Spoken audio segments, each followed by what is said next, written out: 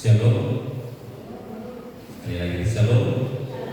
Puji nama Tuhan. Bapak Ibu yang dikasih Tuhan, hari ini hari yang istimewa. Kan ini minggu terakhir di bulan ini, atau berapa bulan lagi Bapak Ibu kita akan mengakhiri tahun ini. Ini luar biasa penyertaan Tuhan bagi saudara dan saya. Hari ini tanggal 28 dan minggu depan kita sudah bulan baru, bulan Agustus, dan Natal sudah dekat. Saudara yang dikasih Tuhan, firman Tuhan untuk kita pagi ini di dalam kitab Hakim-Hakim pasal yang ketiga. Hakim-Hakim pasal yang ketiga ayat 1 sampai ayatnya yang ke-6.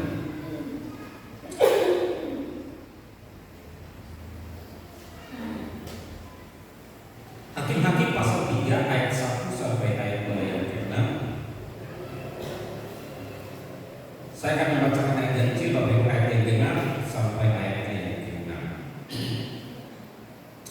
Hakim-Hakim pasal 3 ayat 1 sampai ayat yang ke-6. Saya ayat yang kecil, Bapak Ibu ayat yang dengar. Sudah ketemu, Bapak Ibu? Amin. Baik, saya akan mulai ayat yang pertama. Inilah bangsa-bangsa yang dibiarkan Tuhan tinggal untuk mencobai orang Israel itu dengan perantaraan mereka, yakni semua orang Israel yang tidak mengenal perang Kanaan.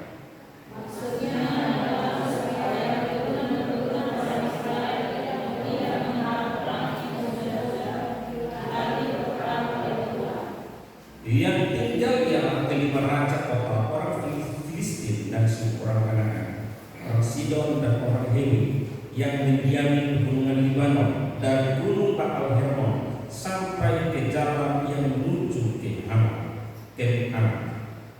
Mereka itu adalah sana supaya dia berbuat pada saya dengan perantaraan mereka untuk mengetahui apakah mereka melakukannya yang berkenan pada mereka dengan perantaraan susah.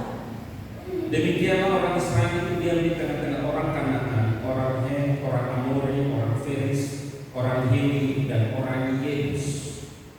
Mereka mengambil anak-anak perempuan orang ini menjadi istri mereka dan memberikan anak-anak perempuan mereka kepada anak-anak dari Tuhan, serta beribadah kepada orang-orang itu. Saya mengulangi ayat yang pertama sampai ayat yang keempat. Saya mengulangi ayat yang pertama dan ayat yang keempat. Inilah bangsa-bangsa yang dibiarkan Tuhan tinggal untuk mencobai orang Israel itu dengan perantara mereka, yakni semua orang Israel yang tidak mengenal perang Kanaan. Ayat 4. Mereka itu ada di sana supaya dia mencobai orang Israel dengan perantaraan mereka untuk mengetahui apakah mereka mendengarkan perintah yang diberikan Tuhan kepada nenek moyang mereka dengan perantaraan Musa. Saudara yang dikasih Tuhan, tema kita pagi ini adalah ujian Tuhan. Ujian Tuhan. Saudara yang dikasih Tuhan,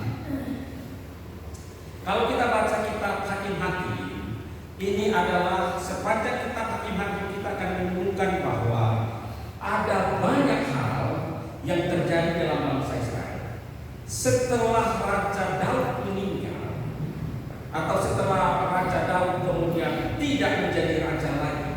Maka bangsa ini kemudian terpecah-pecah. Ada dua kerajaan yang terjadi di Israel, yaitu kerajaan utara dan kerajaan selatan. Atau istilah yang dikenal adalah kerajaan Yehuda dan kerajaan Israel. Itu yang terjadi.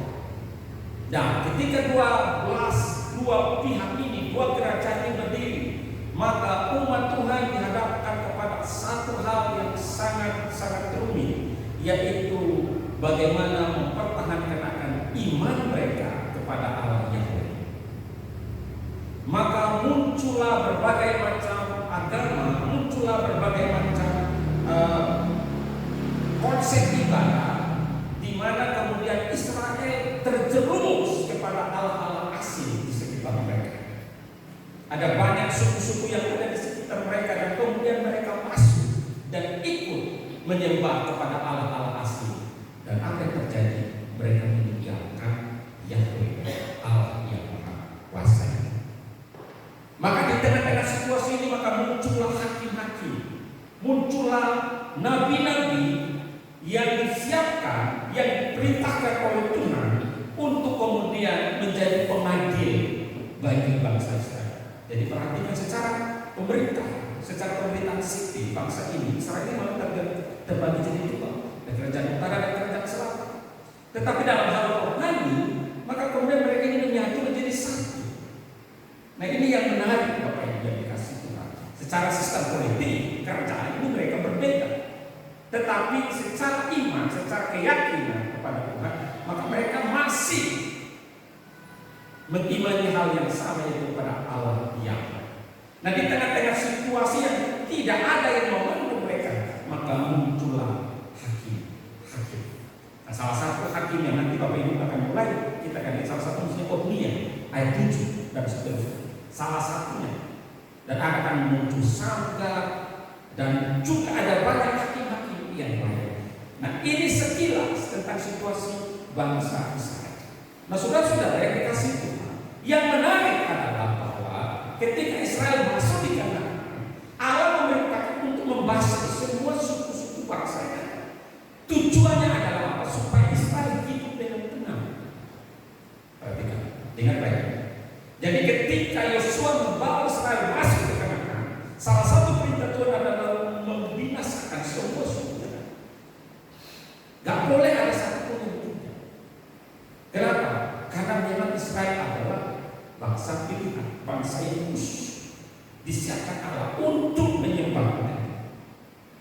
Tetapi yang menarik Bapak Ibu, setelah sekian lama Israel ada di sana, perhatikan bacaan kita, seolah-olah Allah mengizinkan ada suku Feris, ada suku Yebus, ada suku-suku yang lain dibiarkan untuk mencobai apa? Turunan orang-orang Israel yang ada di Kanaan, yang tidak pernah mengalami perang waktu Israel melawan suku-suku di sekitar mereka. Seolah-olah Allah membiarkan mereka ada dengan satu tujuan adalah untuk menjadi apa? Pemuji. Dibiarkan Allah untuk menjadi apa? Ajang di mana mereka diuji. Apakah keyakinan, apakah iman mereka kepada Allah itu tetap teguh atau tidak? Perhatikan bacaan kita Bapak Ibu. Saya mengajak Bapak Ibu perhatikan. Ayat yang pertama. Berikutnya berkata begini, bangsa-bangsa asing dibiarkan tinggal di Kanaan. Perintah awalnya adalah membasuh semua. Perhatikan ayat 1. Inilah bangsa-bangsa yang dibiarkan Tuhan tinggal untuk mencobai orang Israel itu dengan perantaraan mereka, yaitu semua orang Israel yang tidak mengenal perang Kanaan. Allah seolah-olah membiarkan suku-suku asli yang ada di Kanaan, biarkan mereka tetap tumbuh, biarkan mereka tetap berkembang untuk mencobai orang Israel yang tidak mengenal perang Kanaan. Ini maksudnya adalah anak cucunya Israel yang sudah lahir di Kanaan. Mereka tidak kenal perang, mereka tidak tahu perjuangan orang tuanya, bagaimana masuk ke tanah Kanaan. Mereka tidak tahu. Nah, perhatikan ayat 2. Maksudnya hanyalah supaya keturunan-keturunan orang Israel yang tidak mengenal perang, yang sudah dilatih berperang oleh Tuhan. Berarti Allah sengaja mengapakan? Sengaja meninggalkan akan mereka untuk melatih akan mereka ini supaya melatih mereka perang.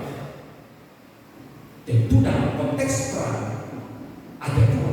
Yang pertama adalah perang secara fisik, tetapi yang kedua adalah perang secara iman, perang secara rohani, menghadapi akan agama-agama lain, kepercayaan yang ada di sekitar mereka. Artinya, yang tinggal kelima raja orang Filistin, orang Kanaan, orang Sidon, orang Hemi, kemudian apa? Orang Yebus yang ada di sini. Nah ini dibiarkan Untuk apa? Untuk mencobai. Kalau demikian, Bapak Ibu dan saya bisa kita berpikir begini. Kalau begitu, Allah sengaja mengizinkan pencobaan. Allah sengaja membuat persoalan dengan anak-anak. Kalau begitu, bisa saja kita berpikir bahwa Allah itu sumber masalah untuk mencobai anak-anak. Kan yang berperang itu kan orang tua yang sudah selesai mungkin. Dan sekarang tidak turunannya, mereka tidak pernah berperang. Dan tiba-tiba Allah seolah-olah membiarkan mereka agar suku-suku yang lain ini tumbuh. Dan dengan maksud Allah adalah untuk menguji akan mereka, melatih mereka untuk berperang. Perhatikan ayat 5. Ada orang kanan, ada orang Hem, ada orang Amor, orang Felis, orang Hemi, dan orang Yebus. Ini 5 suku yang dibiarkan ada di sini. Ditambah lagi, perhatikan ayat 6, terjadi kawin mawin, kawin campur. Orang Israel, anak-anaknya nikah dengan 5 suku tadi. Ya kalau sudah saling mengambil, bagaimana cerita? Bagaimana mempertahankan bangsa yang pilihan tadi? Maksudnya saudara yang dikasih Tuhan, ini menjadi latar belakang untuk kita sebelum kita masuk dalam perenungan yang kita akan dengarkan sama-sama. Bapak Ibu yang dikasih Tuhan, kalau kita balik di dalam Hakim-Hakim pasal 2, perhatikan Bapak Ibu, Hakim-Hakim pasal 2 ayat 11 sampai 15. Kenapa Allah membiarkan 5 suku ini masih tetap ada? Perhatikan latar belakangnya di Hakim-Hakim pasal 2, satu pasal sebelumnya, pasal 2 ayat 11 sampai 15. Perhatikan. Lalu orang Israel melakukan apa yang jahat di mata Tuhan, dan mereka beribadah kepada para bapa. Ayat 12. Mereka meninggalkan Tuhan, Allah nenek moyang mereka yang telah membawa mereka keluar dari tanah Mesir, lalu mengikuti Allah lain dari antara Allah bangsa-bangsa di sekeliling mereka dan sujud menyembah kepadanya, sehingga mereka menyakiti hati Allah. Demikianlah mereka meninggalkan Tuhan dan beribadah kepada Baal dan para Astoret. Maka bangkitlah murka Tuhan terhadap orang Israel. Ia menyerahkan mereka ke dalam tangan perampok dan menjual mereka kepada musuh di sekeliling mereka, sehingga mereka tidak sanggup lagi menghadapi musuh mereka. Setiap kali mereka maju, tangan Tuhan melawan mereka dan mendatangkan malapetaka kepada mereka, sesuai dengan apa yang diperingatkan kepada mereka oleh Tuhan dengan sumpah, sehingga mereka sangat terdesak. Inilah kebelakang. Kenapa Allah membiarkan suku yang lain ada? Karena mereka melakukan apa yang jahat di mata Tuhan. Allah, bangsa-bangsa asing dibiarkan oleh Allah tetap ada di negeri Kanaan untuk menghukum ketidaksetiaan Israel. Jadi kita bisa lihat bahwa bangsa-bangsa asing ini dipakai sebagai alat oleh Tuhan untuk menindas, untuk memperingatkan, untuk menguji kesetiaan, atau bahkan untuk mencobai kesetiaan umat Allah. Saudara yang dikasih Tuhan,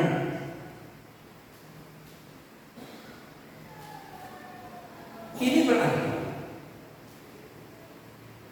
segala sesuatu Allah bisa pakai dengan maksud dan tujuan adalah untuk melihat sejauh mana keyakinan kita, sejauh mana kesetiaan kita tetap teguh kepada Allah. Ini kan musuh mereka, tapi Allah bisa pakai musuh mereka untuk membuat mereka, mencoba mereka, apakah mereka setia kepada Allah. Saudara-saudara yang dikasih Tuhan, pasal 3 yang ayat 2 yang tadi kita baca, di sana juga masih menyatakan bahwa tinggalnya bangsa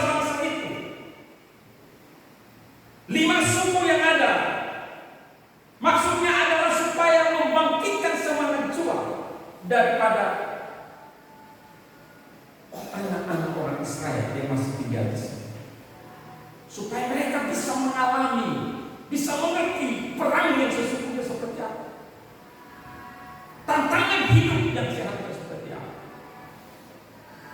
supaya mereka tidak hanya mendengar cerita bahwa dulu orang tua kita berebutan karena ini perjuangan yang luar biasa, supaya mereka tahu perjuangan daripada pendahulu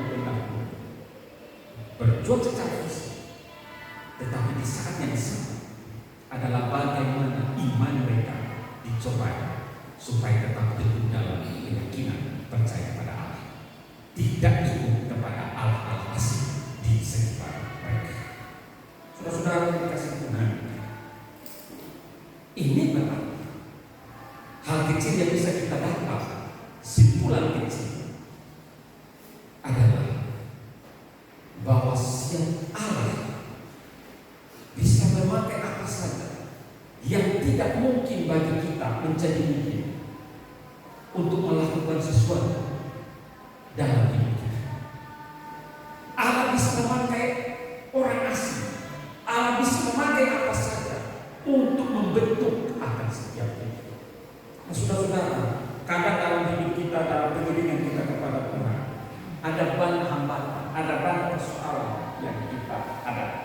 Tetapi Allah selalu mau memakai itu semua untuk menguji kesetiaan kita kepada Tuhan. Saudara yang dikasihi oleh Tuhan, ini menjadi bagian yang sangat penting. Karena kalau diuji, berarti ada sesuatu yang harus dilepas di dalam hidup. Seumpama Bapak Ibu yang ibu-ibu ini pakai rata-rata suka perhiasan, misalnya emas. Emas itu kalau mau dimurnikan kan dibakar sampai semua hal yang menjadi kotoran itu terbuang, sehingga kemudian menjadi emas yang murni. Harus diuji, harus diproses, dan waktu diproses itu kan tidak ada, kadang dipukul, kadang dibakar, panas dan ini ujian. Nah, saudara-saudara yang dikasihi Tuhan, tema kita hari ini adalah ujian. Israel menguji, Tuhan menguji Israel oleh karena ketidaktaatan mereka, kejahatan mereka meninggalkan. Dan Allah memakai bangsa-bangsa lain untuk menguji mereka tentang kesetiaan mereka kepada Allah, karena mereka mulai meninggalkan. Perhatikan dengan baik. Bangsa-bangsa orang tua dulu yang dulu mengalami tentang penjajahan, peperangan dengan orang-orang suku asli itu sudah meninggal semua. Ini tinggal anak-anaknya. Jadi orang tuanya sudah tidak ada, tinggal ini anak-anak yang tidak pernah mengalami perang dulu, hanya mendengar cerita. Nah, saudara-saudara yang dikasihi Tuhan, apa maksud Allah menguji akan Israel? Perhatikan Bapak Ibu ayat yang keempat. Baca.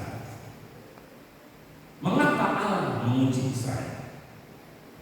Yang pertama saya katakan, Allah menguji kesetiaan dan ketaatan kepada perintah.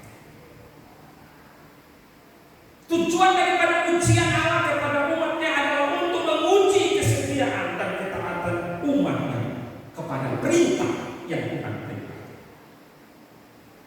Saudara-saudara yang dikasihi Tuhan, bangsa-bangsa asli yang dibiarkan Tuhan tinggal di Kanaan merupakan batu ujian iman, supaya iman Israel betul-betul setia tidak kepada Tuhan. Keberadaan mereka memang menjadi cerah, mau melihat bagaimana ketekunan, bagaimana kesetiaan, bagaimana keyakinan, ketaatan mereka kepada Allah tetap teguh. Apakah mereka betul-betul mempercayai perintah Tuhan dan mau melakukan? Jadi Allah mau melatih Israel. Apakah mereka taat kepada perintahnya? Kalau mereka bisa melewati perintah itu, atau melewati hal yang diperintahkan itu, ada berkat. Nah, saudara-saudara, gagal dan gugur dalam menghadapi ujian kesetiaan itu hal yang biasa. Kadang gagal, kadang menang, kadang kalah.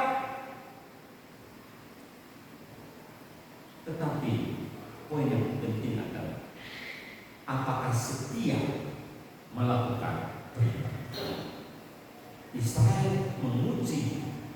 Tuhan Allah menguji Israel. Apakah mereka setia taat kepada perintah Tuhan atau tidak? Ingat, yang diuji ini siapa? Mereka yang tidak pernah melihat Tuhan. Mereka yang hanya mendengar cerita bahwa dulu orang tua kita Tuhan luar biasa, kuasa Tuhan itu dahsyat. Ini anak-anak generasi seterusnya yang tak pernah mengalami perang, dan sekarang Tuhan memerintahkan mereka taat tidak kepada perintah. Kalau begitu Bapak Ibu dan saya, apa sedang Tuhan uji dalam ini? Perintah apa yang sedang Tuhan uji kepada Bapak Ibu dan saya? Kalau kepada mereka Allah mau menguji, Allah memakai suku-suku yang ada, dan di sekitar mereka ada penyembahan berhala, di sekitar mereka ada orang-orang yang jahat. Apakah mereka setia tetap beribadah kepada Tuhan atau tidak? Dan Allah menguji mereka, ini mereka tetap ikut Tuhan atau tidak? Atau mereka pergi menyembah Baal, Asitoret atau tidak? Tetap teguh kepada Tuhan. Hari ini Tuhan menguji saudara tentang itu. Hari ini ketaatan saudara dan saya sedang diuji tentang hal apa? Bapak Ibu wanita, setiap orang tidak sama. Kalau Israel tentang ketaatan terhadap perintah Tuhan supaya mereka mana beribadah kepada Allah. Hari ini ujian kepada Allah dan saya tentang kesetiaan dan ketaatan dalam hal apa? Saudara harus bisa menjawab itu sendiri. Kalau memang sama terhadap perintah Tuhan, Tuhan sedang menguji saudara apakah setia tidak dengan perintah, taat dengan perintah. Nah, perintah Tuhan kan luas, perintah Tuhan kan banyak. Secara khusus apa yang Tuhan perintahkan kepadamu? Dan Tuhan harus menguji engkau dan melihat kesetiaan dan ketaatan. Sedang kita tidak ada, tetapi secara umum gereja Tuhan hari ini sedang diuji tentang integritas. Itu gereja-gereja Tuhan sekarang diuji integritas. Gereja sedang diuji tentang komitmennya di hadapan Tuhan. Bicara gereja itu universal. Gereja berarti semua orang percaya. Kita hampir semua memiliki ujian yang sama, yaitu tentang bagaimana komitmen, keyakinan kita, keteguhan kita untuk mengiring Tuhan sampai malam menjemput. Tetapi secara pribadi realita yang pribadi berbeda-beda. Ada sedang diuji tentang kesetiaan terhadap keuangan, ada yang sedang diuji tentang kesetiaan dalam rumah tangga, ada yang sedang diuji tentang kesetiaan terhadap suami istri, ada yang sedang diuji tentang pekerjaan, ada yang sedang diuji tentang rasa percaya diri atau kepercayaan tanggung jawab yang diberi kepada masing-masing berbeda. Tapi dengan baik Tuhan dapat memakai apa saja untuk sedang menguji saudara dan saya. Apakah kita punya komitmen yang tinggi untuk melakukan yang sedang kita kerjakan?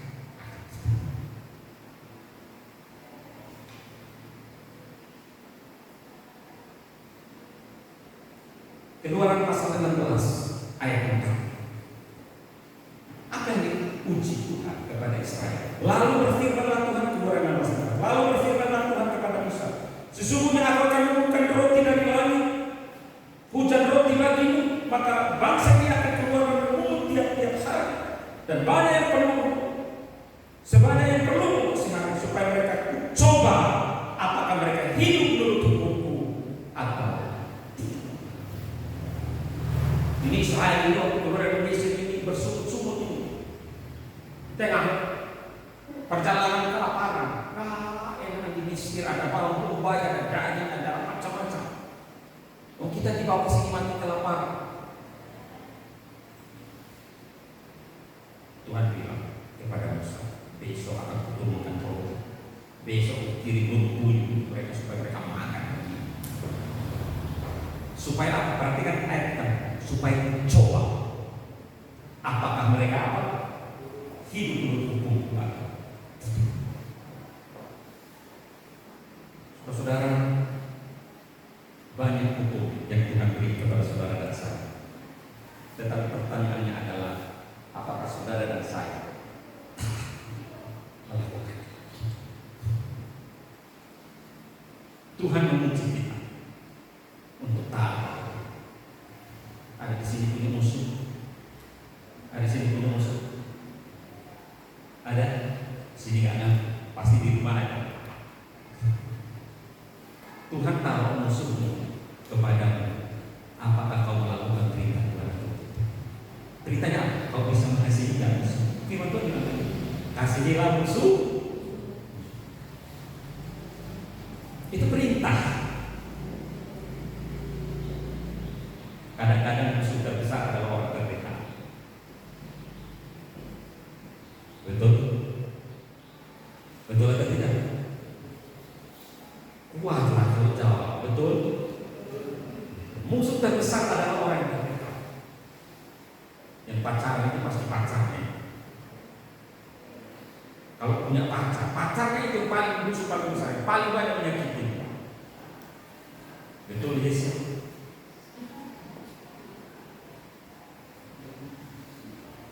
Senyuman Yesus. Yesus cuma senyum. Yang paling banyak menyakiti adalah orang paling dekat. Kamu sedang diuji kesetiaanmu, ketaatanmu. Orang yang paling dekat. Kenapa Tuhan harus menguji Israel? Ya, dia umat pilihannya. Dia pilih khusus untuk dia. Dia mau menguji sejauh mana mereka taat kepada dia. Maka biasanya ujian-ujian kecil tujuannya adalah bukan hanya katakan ujian badai yang besar jadi supaya engkau dan saya betul-betul apa? Setia. Jadi kalau ada Bapak Ibu yang sedang punya musuh, ada yang tidak enakan, kasih banget. Amin. Gak ada yang takut. Berat itu tak bagaimana dia menyakiti enakan gimana punya dia.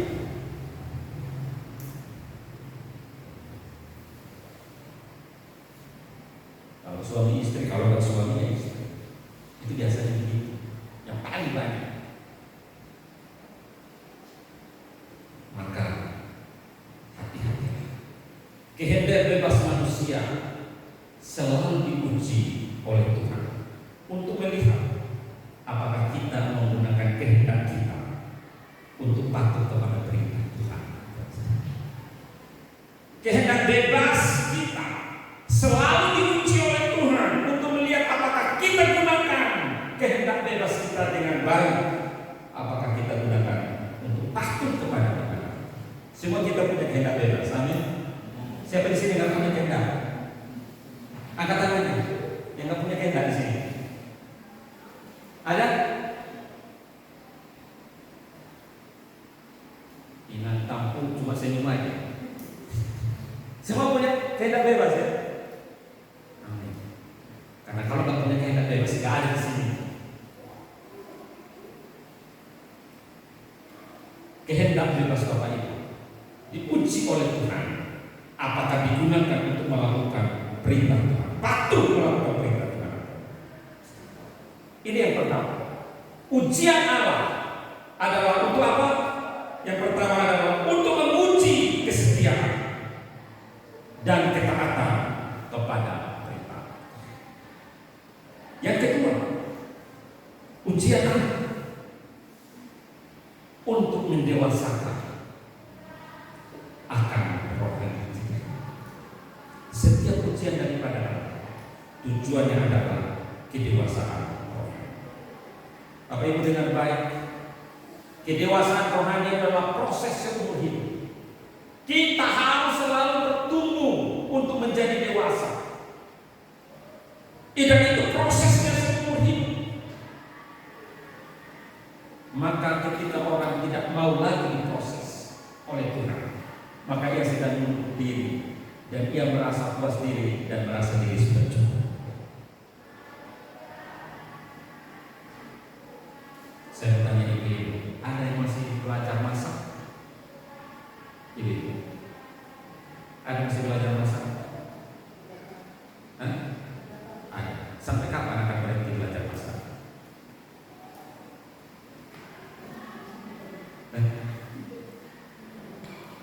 Sampai kapan akan berhenti belajar masak? Hah? Sampai kapan, ibu?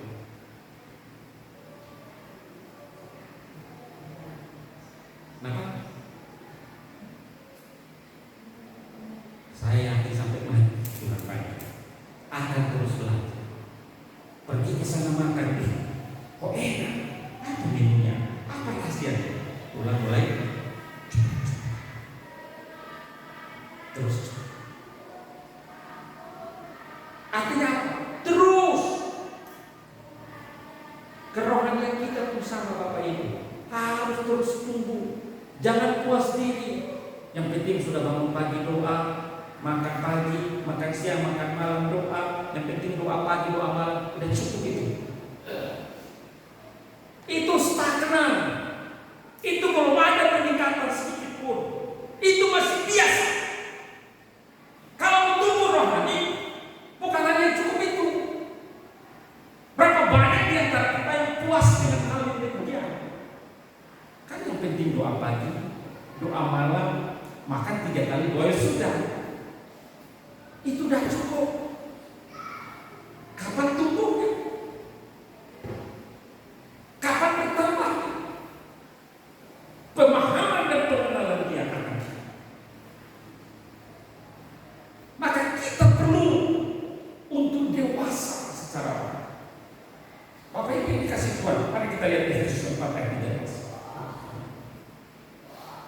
Efesus 4 ayat 13. Sampai kita semua telah mencapai kesatuan iman dan pengetahuan yang benar tentang anak Allah, kedewasaan penuh dan tingkat pertumbuhan yang sesuai dengan kepenuhan Kristus. Perhatikan kata-kata ini. Mencapai kesatuan iman. Iman kita ini sama enggak? Suami istri imannya sama enggak?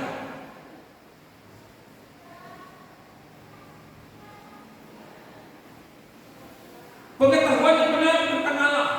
Sudah benar enggak pengetahuan kita tentang Allah? Kalau saya bertanya Bapak Ibu sekarang, siapa Allah? Ada yang sedang? Kalau saya bertanya siapa itu Roh Kudus? Tapi bisa jawab. Siapa itu Yesus?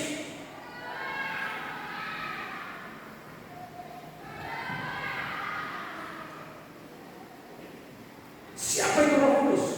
Siapa itu Yesus? Siapa itu Allah? Siapa itu setan? Apa itu gereja? Apa itu iman? Bisakah kita menjawab? Atau tunggu dulu? Apa itu Yesus itu? Oh, mungkin tetangga kami nih.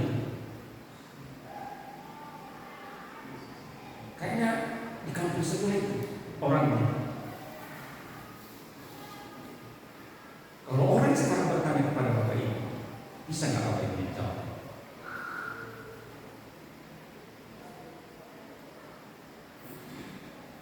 Sampai kita memahami, mengenal pengetahuan yang benar tentang anak Allah. Karena saya khawatir ketika tentang Yesus, banyak yang nggak tahu tentang Yesus. Nah, kalau saya bertanya, Yesus dan Isa Allah masih sama?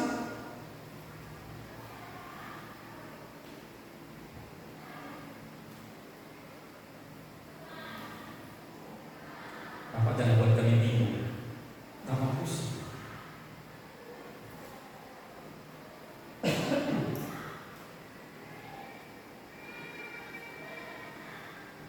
Saudara yang dikasih dewasa rohani. Kalau dewasa rohani, salah satu bukti kedewasaan rohani adalah tahan uji. Ini ujian Allah. Salah satu bukti dari kedewasaan rohani adalah memiliki daya tahan uji terhadap segala sesuatu.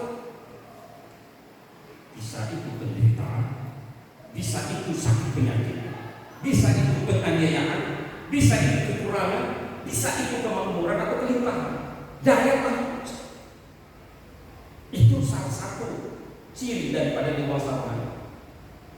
Tahan menderita, tahan terhadap penganiayaan, tahan terhadap kekurangan, tahan terhadap kemakmuran, kelimpahan.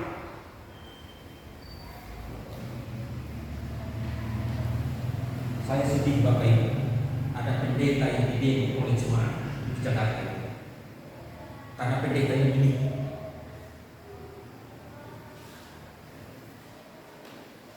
ya, pendeta ini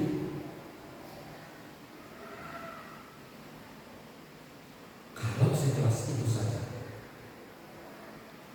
ini bagaimana ribuan orang yang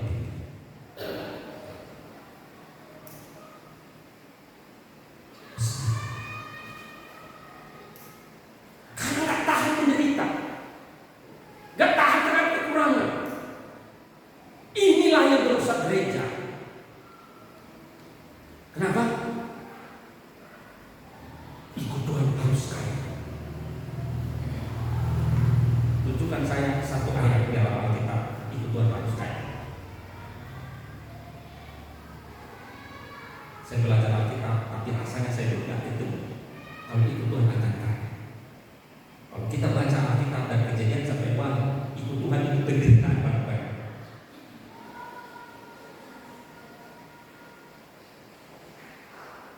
Kristus saja menderita untuk menebus kita. Maka dengan baik kalau hari ini kau datang mencari Tuhan kaya, kau datang mencari Tuhan untuk hidupmu makmur, engkau orang yang paling jauh.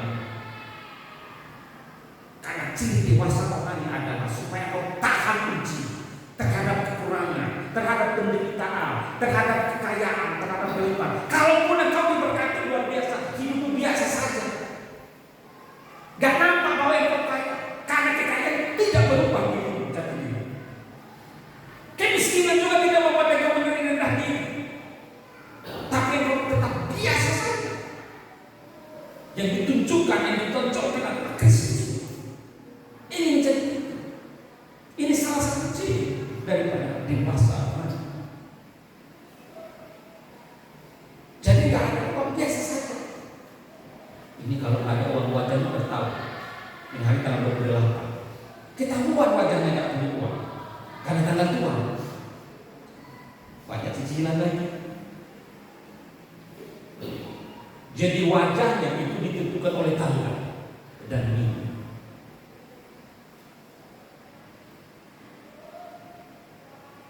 Dan itu kenapa kalau ke mall tanggal muda itu mall penuh, ya kan?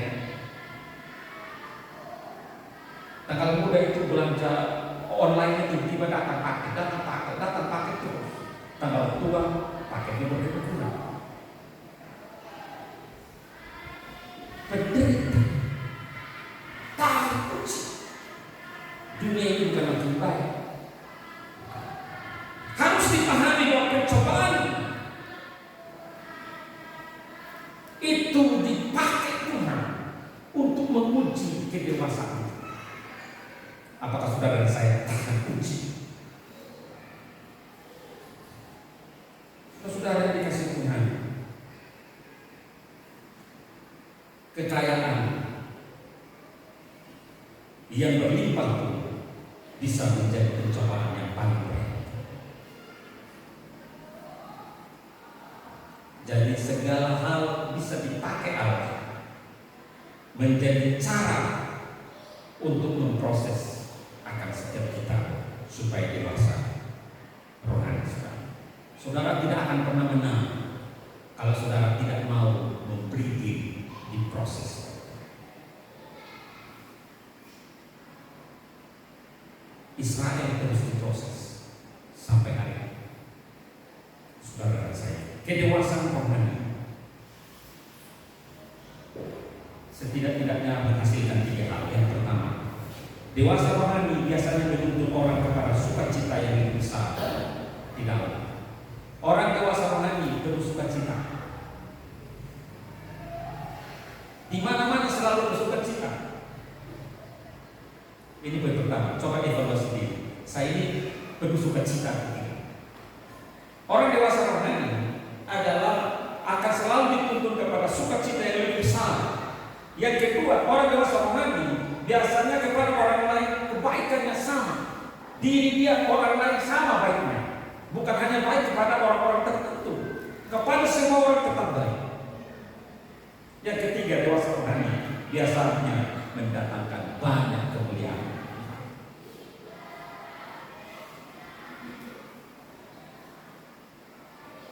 Coba mengukur diri sebagai dewasa rohani. Ada sukacita yang melimpah sekarang. Ibu Gil melimpah sukacita. Jawab aja dalam hati.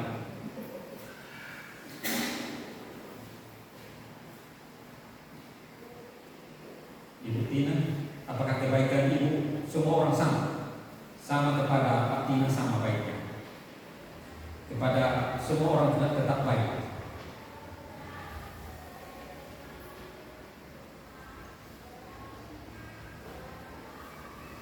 Untuk menjadi dewasa rohani, maka harus siaplah di tempat dengan makanan yang keras. Perhatikan Ibrani 5 ayat 14. Ibrani 5 ayat 14.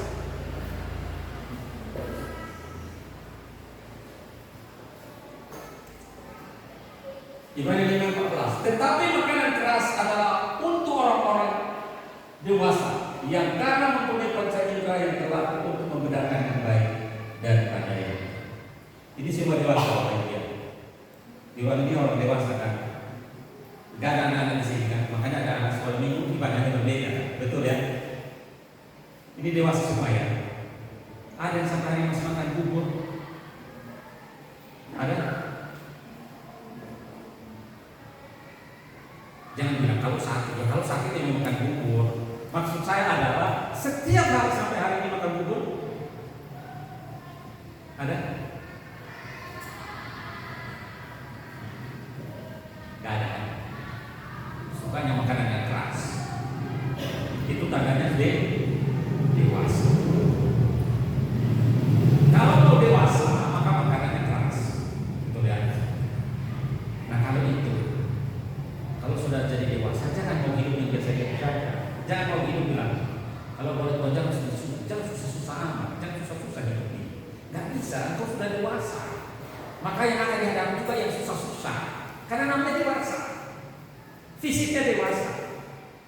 Kan lucu, orang dewasa tapi mau dimandikan, disuapin. Mana? Sudah dewasa tapi mau disuapin. Lucu ya. Tapi berapa banyak kita yang maunya begitu, sudah dewasa makanannya yang ditegur sedikit sakit hati. Ada begitu? Di sini nggak ada. Karena makannya udah keras.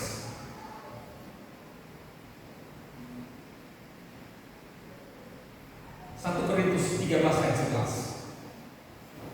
1 Korintus 13 ayat 11 Paulus bilang begini.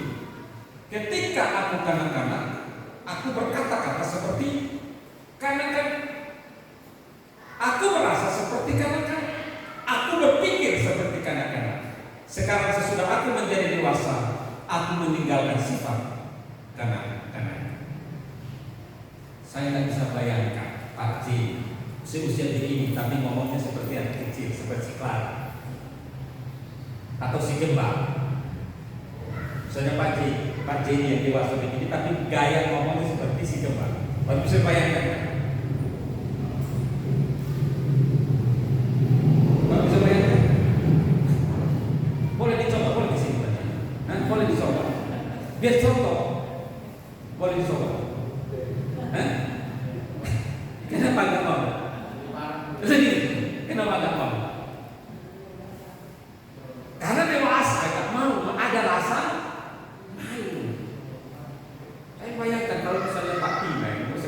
harus si kembang. Pak bisa bayangkan, Pak J sudah berkumis, mami, ini, Pak bisa bayangkan itu. Udah dewasa, tapi gayanya itu anak-anak. Bisa dibayangkan kayak gitu. Saya bayangkannya dia udah lucu. Belum orang prakteknya udah lucu.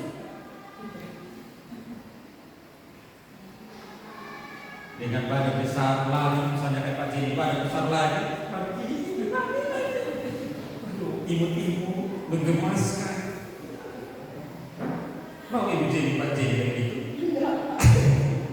Mau ibu?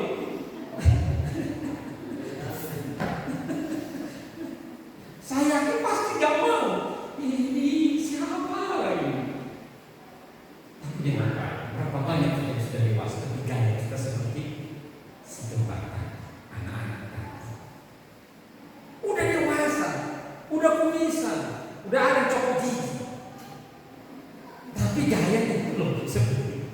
Coba aku bayangkan. Karena itu Bapak Ibu, penting untuk kita kalau mendewasa rohani, yang makanannya keras. Maka Paulus katakan, ketika aku kanak-kanak, berlaku seperti kanak-kanak, berpikir seperti kanak-kanak. Setelah aku dewasa, maka aku meninggalkan sifat. Saudara, ujian dari Tuhan hadir dalam setiap kita.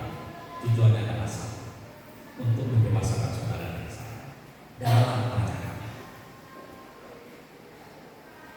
Bapak-bapak yang tidak bisa nyetrika baju, kadang-kadang saudara itu masih setrika baju sendiri. Yang kadang-kadang begitu, tidak bisa nyuci baju sendiri. Banyak kita bapak-bapak sekarang menikah jadi manja. Dulu masih lagi nyuci sendiri bisa. Setelah menikah, apa tugas bukan? Balik lagi jadi anak-anak. Yang terakhir, yang ketiga, tujuan daripada ujian Allah adalah untuk menguji kemurnian iman. Proses untuk menghasilkan produk yang baik dibutuhkan waktu, tenaga yang lama agar pada akhirnya menghasilkan satu produk yang baik. Iman juga sama. Supaya iman ini menjadi murni, maka perlu proses yang panjang. Ujian terhadap kemurnian iman bukanlah hal yang mudah. Dibutuhkan komitmen, dibutuhkan ketaatan, kesediaan untuk dibentuk.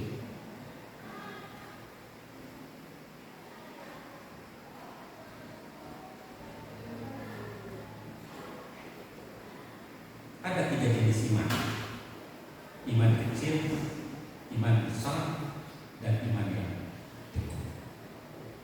Bapak Ibu, imannya di mana? Kecil, besar, atau teguh?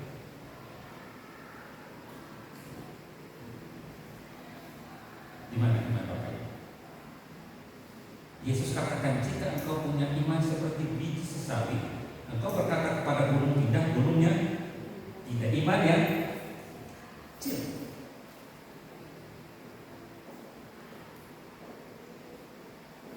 Iman yang besar. Kalau kecil aja sudah begitu, bagaimana yang besar? Iman yang teguh gimana? Kuat menghadapi semua badai. Ketika Yesus berlayar dengan murid-murid, Yesus tertidur di kapal. Ada badai datang. Yesus berkata, di mana iman? Maka murid-murid, siapa orang ini? Yesus hanya berdiri dan berkata, badai, redalah, tenanglah. Dan perkataan deklarasi iman apa yang sedang Bapak lakukan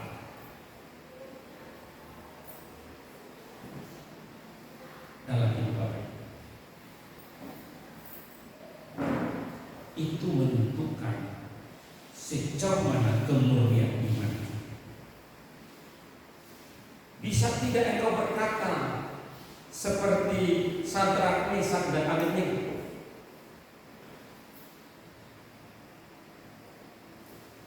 Bisakah kita berkata seperti mereka ketika mereka dibuang ke dalam perapian yang menyala-nyala?